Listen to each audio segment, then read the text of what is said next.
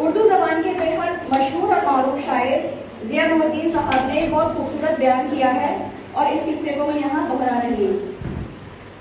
ये किस्सा संस्कृत की किताब पंचतंत्र से लिया गया है, लेकिन इसकी खूबी यह है कि ये तर्जुमा मालूम नहीं होता और इसका उन्वान है जिक्र खूबा औरत की खिलकत अज़रुए तमसील। मैं थोड़ा सा ट्रांसलेशन नहीं करके आज की उस पर बेहतमती नहीं करूँगी, लेकिन डायरेक्टर सर के लिए थोड़ा सा बता देती हूँ कि औरत और मर्द को कैसे बनाया गया, तो उसमें थोड़ा सा इसमें डिटेल है। अगेन, जिक्र खूबा औरत की खिलकत अज़रुए तमसील। हिंदी शायरों ने औरत की खिलकत का किस्सा इस तरह बयान किया है। आवाज़ आफरीनश में अल्लाह के दो आलम ने औरत को पैदा करने का इरादा किया तो मालूम हुआ सारा मसाला मर्द के पैदा करने में काम आ गया। औरत के बनाने के लिए ईजाद में कोई चीज एतबार के काबिल ना रही। बड़े गौर व तहम्मुल के बाद ये तदबीरकार पर्दाने अज़ल के जहन में आई कि चेहरे की शक्ल तो चांद से ले ली जाए और हमें अकबर हिरा से ले ली जाए।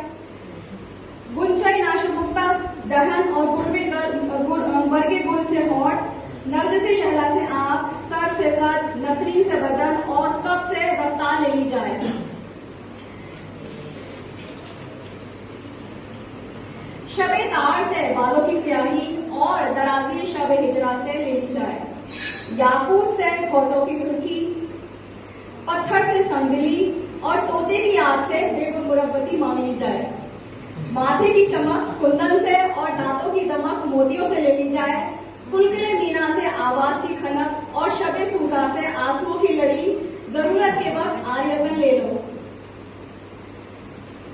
गर्दिश रोजगार में मिजाज तकलब्बुन से लिया, गले में बाहें डाल जाने की अदा, सरदस्त इश्के पेहा से ले लो और देखते रहो कि गुर के बल पर जब कतरे शबनम जब नसीमे सहर से जब जुम्बिश में आए उस वक्त उसके दिल की धड़कन की तस्वीर खींच लेना। चरके सितमगार हुए जफा से और कभी भूले भटके रस्मे वफा चप्पा चस्पी से मांग लो। कमर की जरूरत नहीं कि दहने यार की तरह नजर नहीं आती। जुल्फ को परेशान और आने रुखसार को दरख्शा बना देना। जबान के लिए सोसन की कलम कैंची से काट कर लगा देना। लटपन की अटखेलियां बिल्ली के उन बच्चों से जो पंचों में नाखून छुपाना निकालना सीख गए हों ले लेना और खुद अपने बच्चों की हिफाजत जान पर खेल कर तेवर शेरनी से ले लो। अदाओं में बुलाने से भागना और न मिलिए तो खुद मिलने के बहाने ढूंढना। निगाह से बुलाना और जबान से कोसना। मुंह न लगाने पर गले का हार बन जाना और नाज बर्दारी की जाए तो लापरवाही की शिकायत करना और ऐसी हजार नाजो अंदाज की बातें फूट फूट कर भर देना। गरज ऐसे ही इज्तिमाई जिद्दैन से आलिम इश्ताक के नुक्से नवीसों ने ये माजून मुरक्कब यानी औरत को बनाकर मर्द के हवाले कर दिया। कहते हैं इस वाक़ये के चंद रोज के बाद इंसान ने खुदा से शिकायत की, ये तोहफा जो इनायत किया है मेरे लिए बलाई जान बन गया है, इसको वापस ले लिया जाए। इसने मेरी जिंदगी अजीरन कर दी है। इसकी जबान तेज है और ये बला की तरह पीछे पड़ी रहती है। मुझे किसी तरह निगाह उठाकर देखने नहीं देती। इसके मारे मुझसे कोई काम नहीं होता। बेसबब खफा रहती है और इससे पीछा छुड़ाना मुश्किल हो गया है। मेरी इसकी नहीं बनती। हुक्म हुआ कि तुम्हारी इसकी नहीं बनती तो इसको यहाँ छोड़ जाओ।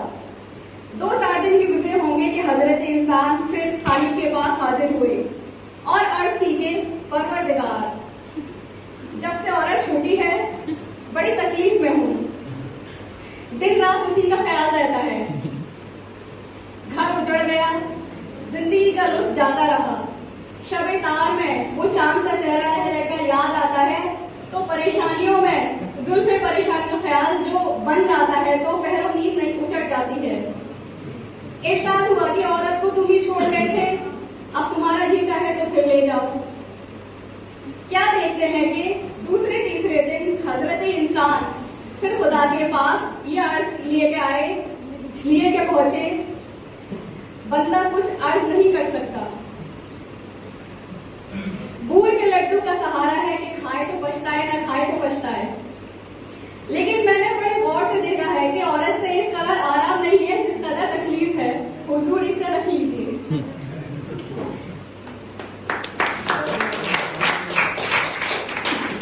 फरिश्तों को हुक्म हुआ कि इस अहमद को निकाल दो।